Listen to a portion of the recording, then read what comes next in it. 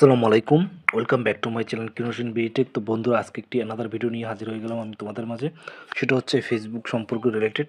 তো আজকে যে ভিডিওটা আলোচনা করবো সেটা হচ্ছে তোমাদেরকে স্ক্রিনে দিয়ে দেখিয়ে দিচ্ছি। চলো, আমি আমার ফেসবুক অফিসিয়াল অ্যাপসে চলে গেলাম।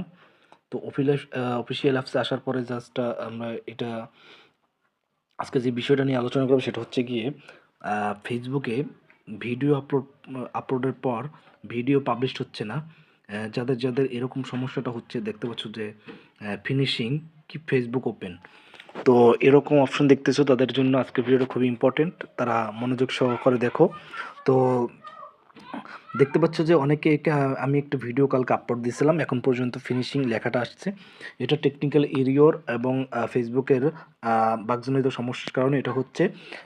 এটার জন্য সলিউশন হচ্ছে গিয়ে, এটা নিয়ে আপনারা কোনো টেনশন করবেন না। কার কার এরকম আসছে কমেন্ট করুন আর ভিডিওটা কন্টিনিউ করুন। তো আপনারা দেখতে পাচ্ছেন যে এরকম অপশন আসার কারণে অনেকেই কালকে থেকে ভিডিও আপলোড দিচ্ছে, আপলোড হচ্ছে না। এইটা সমস্যাটা যদি ফেসবুক করে প্রতিনিয়ত, তাদের এই লস। কারণ অনেকে ক্রিয়েটররা ফেসবুকে যদি ভিডিও আপলোড না দিতে পারে, তাহলে তাদেরকেই অনেক এটার ফল ভোগ করতে হবে। তো এই জন্য এটা টেকনিক্যাল প্রবলেম হয়তো হবে। তো দেখতে পাচ্ছেন যে এখান থেকে আমি যদি স্ক্রল করি, তারপরে এটা keep finishing keep Facebook open, এরকম সমস্যাটা আসছে। কার কার আসছে অবশ্যই কমেন্ট করবেন। তো এটা মূলত আপনারা চিন্তা করবেন না, এটা হয়তো বা 1 ঘন্টা 2 ঘন্টা বা 1 দিন 2 দিনের ভিতরে 24 ঘন্টার ভিতরে ঠিক হয়ে যাবে। আপনারা চাইলে আপনারা একটি রিপোর্ট করতে পারেন।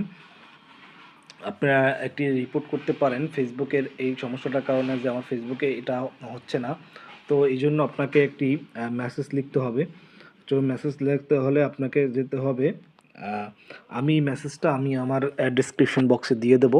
আপনারা ওইখান থেকে কপি করে তারপর জাস্ট আপনারা এটা যদি সেন্ড করেন, তাহলে আপনাদের এই সমস্যাটা দূর হয়ে যাবে। তো ভিডিওটা আজকে কেমন লাগলো অবশ্যই আপনারা জানাবেন, এবং এই রকম ভিডিও পেতে হলে অবশ্যই আপনারা আমার চ্যানেলটা সাবস্ক্রাইব করে রাখবেন। তো ভালো থাকবেন সবাই, সুস্থ থাকবেন। আজকে এই ভিডিওটা ছোট্ট করে এনে দেওয়ার জন্য আল্লাহ হাফেজ।